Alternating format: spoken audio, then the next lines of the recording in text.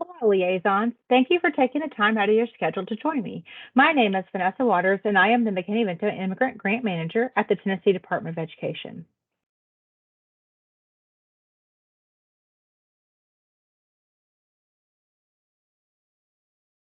During this webinar, I'll provide guidance on immigrant data. At the Tennessee Department of Education, we ground our work in our strategic plan, Best for All. The plan focuses on three priorities: academics, student readiness, and educators for all Tennessee students. As you all know, the work you are doing with students in transition is strongly connected to all three of these areas. Support you provide to educators, students, and families is crucial. During this webinar, I'll be providing information on key fields, legal status, special cases, and exceptions. We will look at checking data in EIS, technical issues, and finally, I'll wrap up with suggestions to improve data quality, resources, and contact information. Let's begin with the key fields.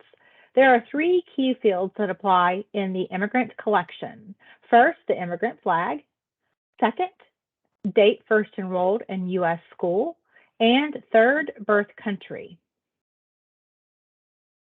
So let's break it down a little further. The immigrant flag will be yes for students who are not born in one of the 50 U.S. states, District of Columbia, or Puerto Rico, and no for students who are born in the United States.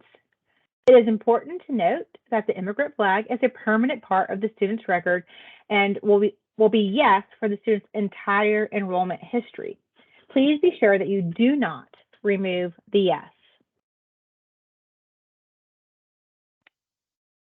It is important to note that birth country can never be blank, unknown, U.S., or Puerto Rico for immigrants. You must complete birth country for all students to ensure that your data are accurate. SIS packages may default to U.S. if birth country is not entered for a student. Immigrant students whose birth country is missing are reported as unknown, U.S. or Puerto Rico, or excluded from the immigrant counts. This missing data could affect your immigrant subgrant allocations or funding if you do not keep proper data. So it's really important that you enter all the required information.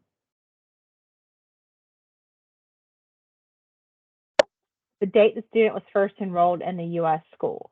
Date first enrolled in U.S. school cannot be uploaded as blank if immigrant status was yes in 2017-18 or later. Enter the first enrolled date in a U.S. school for immigrant students in grades pre-K through 12. Date first enrolled in U.S. school is used to identify immigrant students who have been in a U.S. school for 3 years or fewer. During the 3-year period, immigrant students are eligible for Title III immigrant services.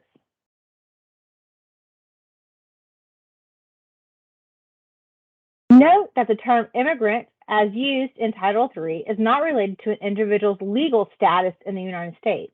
Under the U.S. Supreme Court case Flyer versus Doe, schools are required to provide equal access to a basic public education to all students regardless of immigration status.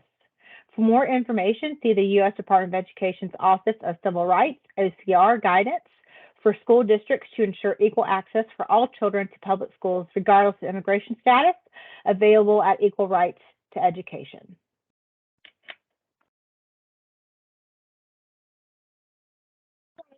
Slides, I provided a few scenarios for us to look at. Scenario 1, what is the immigrant status of a student born in Mexico or to Mexican parents? I'm going to give you just a minute to think about that.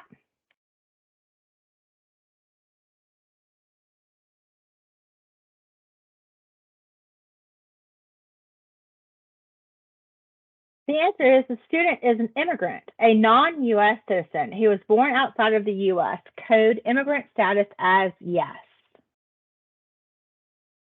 Okay, let's look at scenario 2. Suppose Federal Programs and Oversight has an immigrant count scheduled for next week. 100 students in the district are immigrants and have been flagged with immigrant status as yes, but country of birth is missing or reported as United States for 20. How many students will be included in the immigrant count? So I'm going to give you just a minute again to look over this scenario.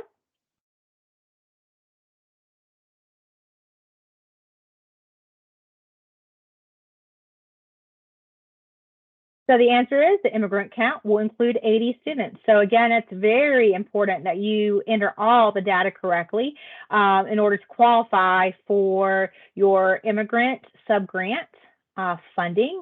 So again, very important data here for this particular subgroup is extremely important for funding purposes. Immigrant students whose birth country are missing are reported as unknown. U.S. or Puerto Rico are excluded from immigrant counts.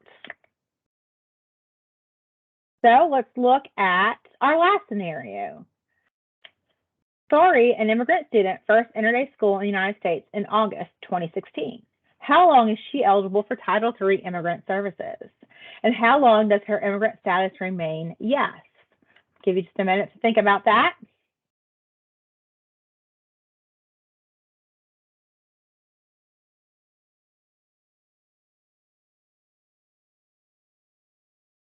So your answer is immigrant students are eligible for Title III services for the first 3 years they are enrolled in U.S. schools. Since Sari began her schooling in the United States in August 2016, she was eligible for Title III immigrant services for the 2016-17, 2017-18, and 2018-19 school years. Immigrant status is a permanent part of a student record. Sari's immigrant status remains yes for as long as she is enrolled in U.S. school. So let's look at special cases and exceptions. U.S. citizens born outside the United States, including foreign adoptees, qualify as immigrants, but many choose to opt out of immigrant status and services. Foreign exchange students are not identified as immigrants because they do not qualify for immigrant services. So let's look at checking your data in EIS. Immigrant Students Research Query. To check your data in EIS, log in as an LEA or school user. First, select Data, Reports, Research Queries. Next, select Immigrant Students Research Query. Last, choose Immigrant and yes to produce a list of immigrant students. As you can see, I provided a screenshot of the web page on the slide.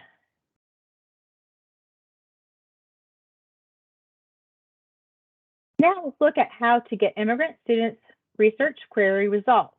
To run the query, you will select View Report. Next, download the query results to CSV or Excel format by selecting the file icon to the right of the Find Next. As shown in the table, note immigrant students are coded yes, Y, not N, no. Date first enrolled in U.S. school is complete, and birth country is complete and is neither U.S. or Puerto Rico.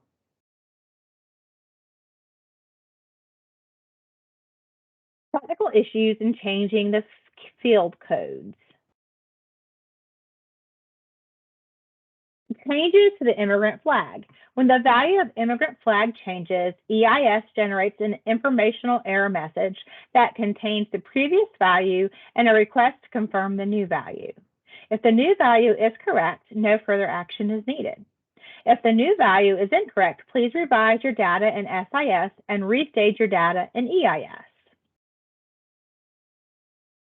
Changes to birth country. When the value of the birth country changes, EIS generates an informational error message that contains the previous value and requests to confirm the new value. Review the values and submit revisions to SIS and EIS if needed. And last, changes to data first enrolled in U.S. school. Date first enrolled in U.S. school cannot be uploaded as blank if the immigrant flag was Y in 2017-18 or later, or English language background was a value other than E in 2017-18 or later. Other changes to date first enrolled in U.S. school generate informational error messages that include the previous value and request to confirm the new value. Review the values and submit revisions to SIS, EIS, if needed. Suggestions to improve your data quality. After the session, be sure to regularly collaborate with attendance, early learning, EIS federal programs, and other colleagues to ensure that your data are quoted properly. Be sure to frequently check your data in your Student Information System, SIS and EIS. Uploaded revisions are needed.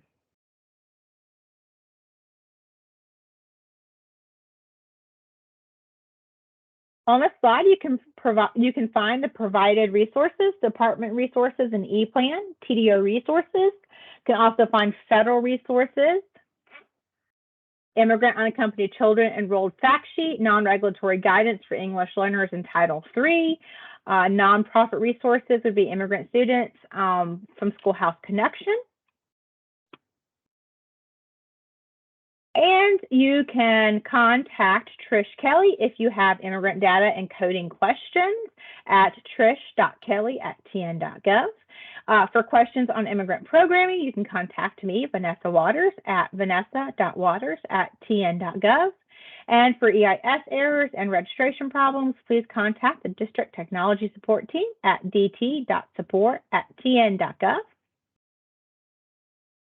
I hope this presentation on immigrant data has been helpful. Thank you for what you do every day for your students and families and communities. If you have any questions, please feel free to contact me. Thanks again for joining and have a great day.